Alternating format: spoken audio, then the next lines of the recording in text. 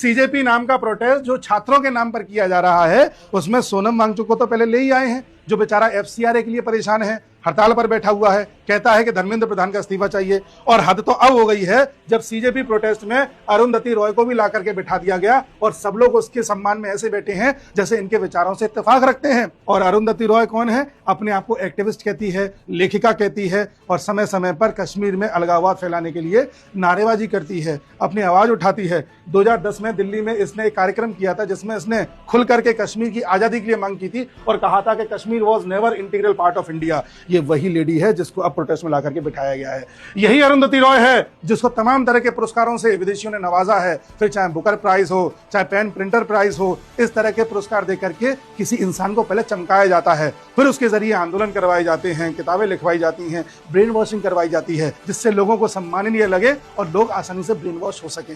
यही अरुंधति रॉय जो कि क्रिश्चियन है, इसका एक भाई है, कजन भाई है, जिसका नाम है प्रणव रॉय। और प्रणव रॉय कौन है? एनडीटीवी का मालिक। अब आप पूरा लिंक समझिए और देखिए, यही अरुंधति रॉय है जिसने अफजल गुरु की फांसी के खिलाफ भी आवाज उठाई थी और कहा था कि अफजल गुरु की फांसी भारत की डेमोक्रेसी पर एक कलंक है। और अफजल गुरु कौन था? जिसने हमारे संसद पर हमला करवाया था। खुल करके आवाज उठाती थी ये। हमारे देश में कश्मीर में अलगाववाद फैलाना नॉर्मल था। 2 विधान 2 संविधान हमारे देश में नॉर्मल थे।